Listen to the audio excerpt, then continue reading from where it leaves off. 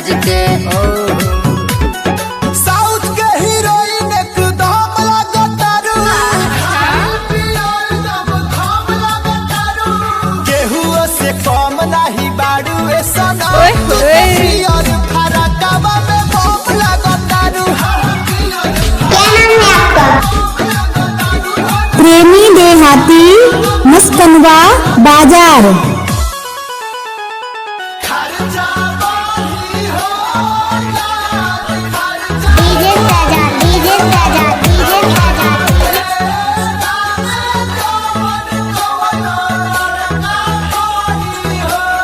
पागल भइल बड़का। प्रेमी देहाती मुस्कनवा बाजार।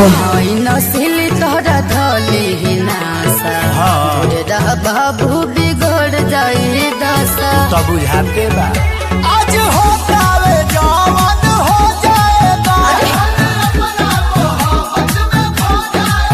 अच्छा नशा में बतासा हर दम लागतारू।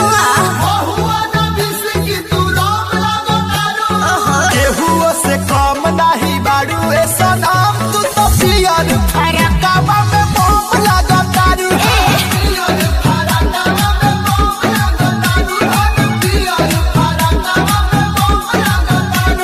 हाँ तो मर जैसा। प्रेमी देहाती मुस्कनवा बाजार। तारा कोमर पाना मर लगइले बानी। छेना पनीर आलू दम लागतारू।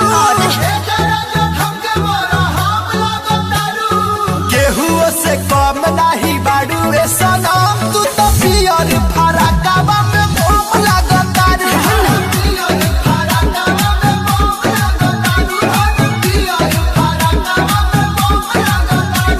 और रहे दा जा घरे। डीजे सजा